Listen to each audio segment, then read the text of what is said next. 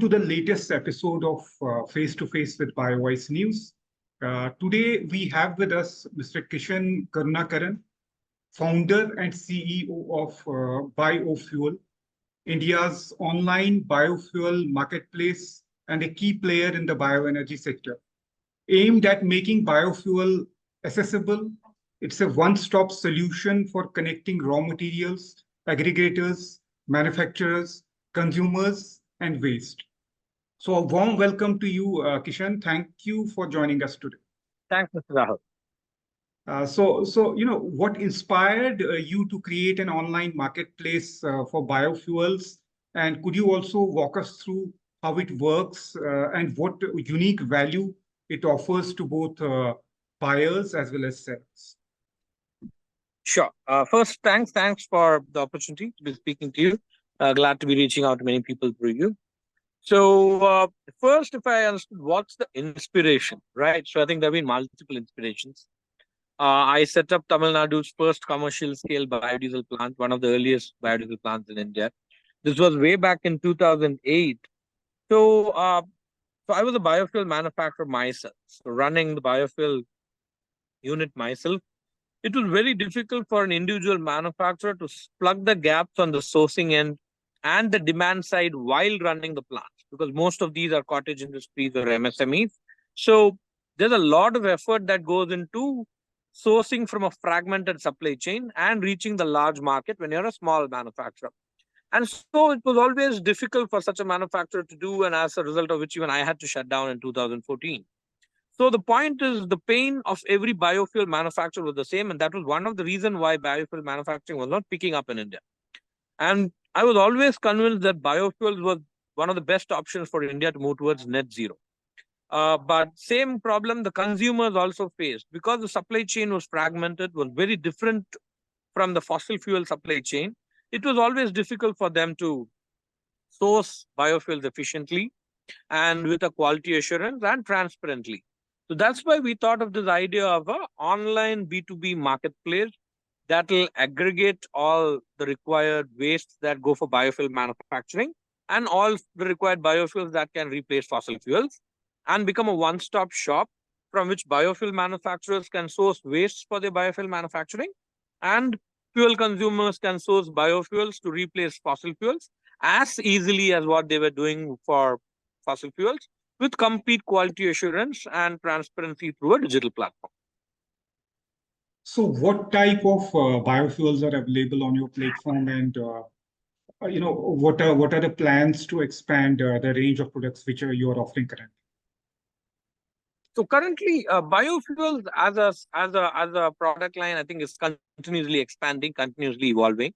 To a great extent, I can proudly tell you that we've got the widest spectrum in terms of biofuels. We deal with all types of agro residues and loose biomass. We also deal with plastic waste, tire waste that can be converted into tire pyrolytic fuel and pyrolytic fuel. We do all types of solid biofuels like briquettes, pellets. We do all types of liquid biofuels like biodiesel, bioethanol. We are also into bio-CNG now.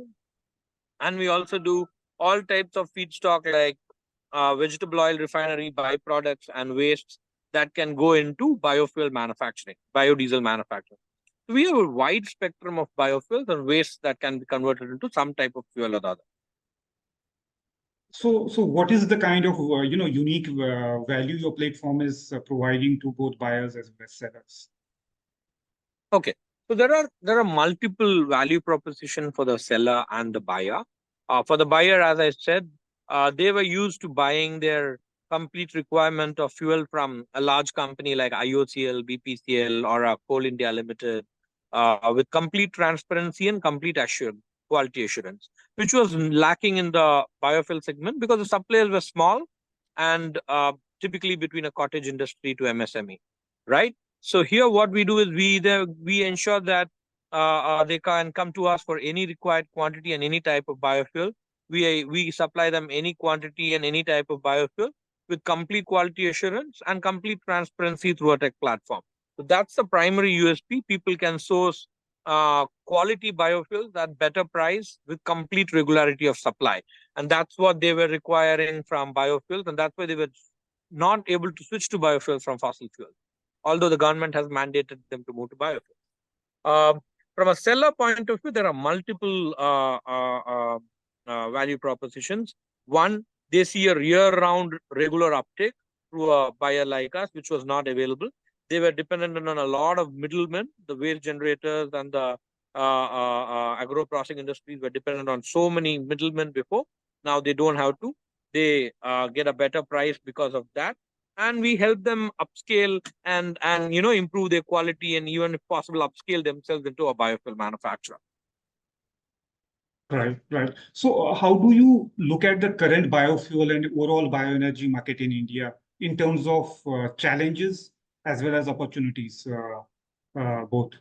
I think great question. Great question. I think from a market point of India, I think India is one of the easiest, biggest market for biofuels in the world, being the third largest consumer of fuels in the world. And incidentally, India is also one of the largest producers of waste. So all these wastes can ideally be converted into some type of biofuel or the other.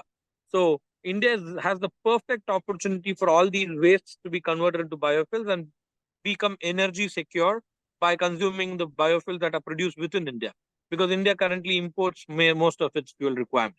So biofuels helps in multiple aspects for India.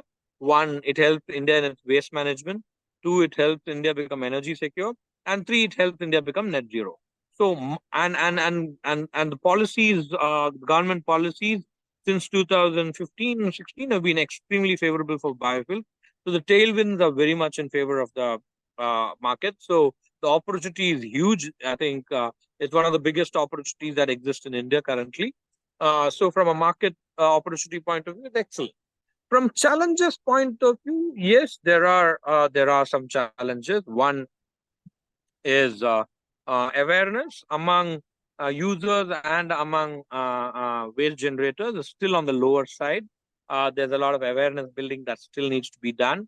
And becoming an adoption to digital transaction for B2B businesses is also slightly just growing. So that's another challenge that we are looking to solve. And yeah, I think these are the primary challenges that currently exist in the market. Otherwise, I think the opportunities are way higher. Recently at G20 summit, we saw, a lot and many nations came together to form a global biofuel alliance. So, how do you look at this initiative, and what would be its, relevance in the longer run? So, Global Biofuel Alliance is an excellent initiative. I think everyone has a different vision about that particular alliance. Now, will it help us to become an exporter of biofuels? Probably not, because we as a consumer need our own biofuels significantly, and that's the case with most countries.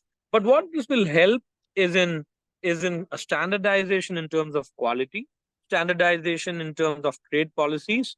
That's something that biofuels has been lacking. So I think one of the biggest reasons for the growth of many industries, including textiles or fossil fuels, has been the standardization of trade policies and tariffs and quality across the world, which was lacking in the biofuel sector. I think that will now happen with the help of the Global Biofuel Alliance, which I think will enable the sector significantly. Right, right. But the government has recently, temporarily suspended the 20% ethanol blending program in December 2023, if I'm correct.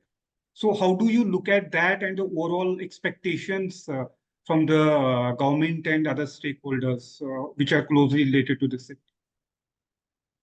Sorry, I'm not completely aware because currently still there's a lot of quantity that still go towards the E20 mandate. Yeah, there was a confusion about the B molasses and C molasses based bioethanol for a while. I think which is very understandable. We as a company have always believed that uh, biofuel should as much as possible come from the wastes and should not affect any other industry, whether it be the food industry or anything. I think directly taking it from sugar syrup, which can affect sugar production, is not the ideal way. And technologically, there are solutions. So I'm sure you would have heard of this thing called second generation bioethanol. Second generation bioethanol is bioethanol produced from very low grade agro residues and biomass. India has already put up 2 units on that basis. and which will start bulk commercial scale production very soon. So that will be the direction in which that will go. And I think India is very much on track, especially on the E20 blending. And it's done a great progress in towards the 20% blending mandate. And I think we're way ahead of 10%. We're already close to 11 point or to 12%. I think reaching E20 is only a matter of time. So I think we should be very much on track for the E20 blending. And the technology will solve problems of whether food industry will get affected and how to ensure only wastes go for biofuel manufacturing. And any specific, policy encouragements in terms of incentives or, anything else from the government you're expecting in the coming years? So yeah, I think two things that we think the government should work on, and ideally is because a lot of government procurement of biodiesel, even partly bioethanol, or for the pellets and briquettes replacing coal at NTPC and many other government briquettes, unfortunately, they still continue to avoid aggregators from participating in the tender and being part of that. I think it's not a very positive step because although yes they want to help manufacturers, what they need to understand is manufacturers are way smaller, will not be able to give the kind of quantity that the government needs. Two, might not be able to cooperate with the payment terms kind of and other conditions that the government has. So it's always open, it should be open to also accepting, allowing aggregators to participate who will be able to meet these terms and thereby basically help government towards meeting its mandate and targets of blending and required amount of biofuel. So that's one. Second, the retailing of biofuels is still for biodiesel and bioethanol is still very apprehensive. There's a lot of lack of clarity in that policy. There's a lot of apprehension whether the state governments play a more important role there. So a more clarity in that direction will also be very good. Along with, I think India needs to also focus on investing in technology for sustainable biofuel jet fuel. That is another thing that India should focus and grow significantly. And are there any regulatory, authorities or regulatory policies which are particularly right now in process for online marketplaces like you in biofuels? Not specifically for online marketplaces, but there is a biofuel policy that gives a broad guideline for various operators. Right, right. So how do you, ensure that, there is a proper, quality and authenticity of biofuels being traded on your the platforms like you? So we have a multi-stage quality assurance process at multiple stages, right from acquisition of the seller, regularly interaction with the seller, and order-to-order basis. We have a quality assurance and a quality testing mechanisms, both internal and through external labs. So that's how we ensure there's a quality assurance for all biofuel programs. Right. And coming to the financial performance of the company in FY23 and your expectations from FY24, and also your growth prospects and expansion plans in the coming years. So yeah, I think we've done extremely well. I think from a 1.5 crore monthly revenue company, which we was doing 20 crores 1 year back, we've been able to reach 100 crores of revenue in the last year. I think it's been significant growth, thanks to thanks to our whole team and thanks to the market which wants to move towards net zero. We're working with a lot of large corporates, which has helped us grow this way. Our vision to mainstream biofuels and give the sustainability visibility to our clients been a very important role in that. And think given this traction, given the urge to move towards net zero, given the government's mandate to move towards biofuel, I think we will continue to grow at about 4 to 5x in the coming year also. We look to predominantly also ensure more and more biofuel projects come. More and more sellers are digitized and empowered through our platform. And we also look to tap other markets like the Europe, which has a similar problem, currently sourcing from North Africa and Southeast Asia. I think these are the directions in which we'll be going forward. And going ahead, are you also planning to collaborate with some other organizations, both government, academia, or private organizations?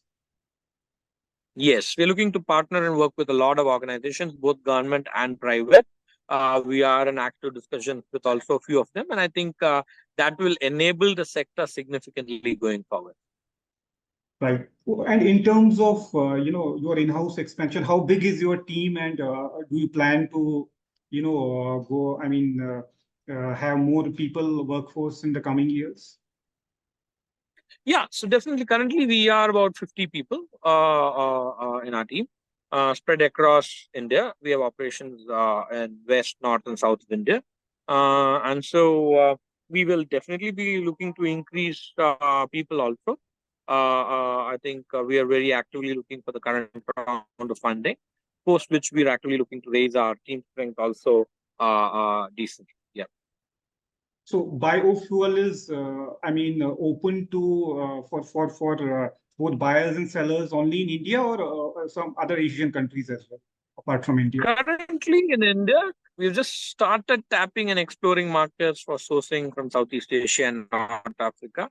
Once we build a good supply, we should be tapping Europe as a market, but currently predominantly within it.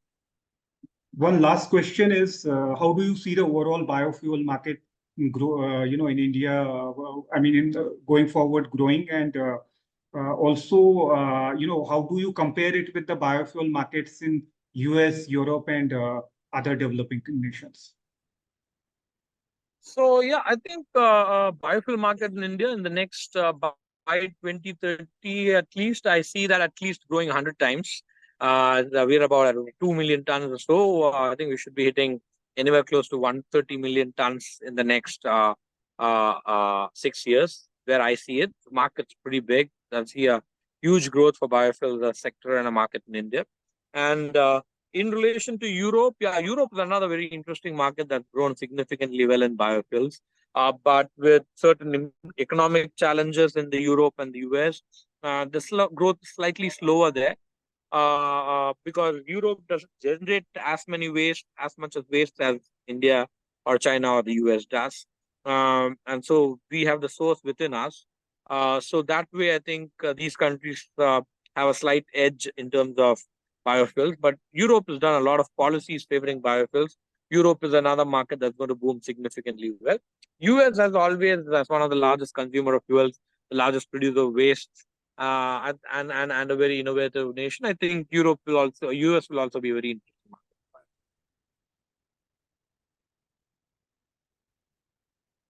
Right.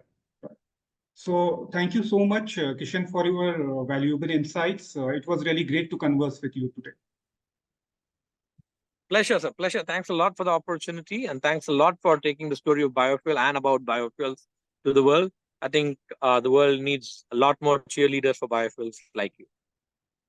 Thank you so much. Dear audience, thank you for watching, and stay tuned for the next episode of Face to Face with BioVoice News. This is Rahul Koul signing off. Thank you and goodbye. Thank you.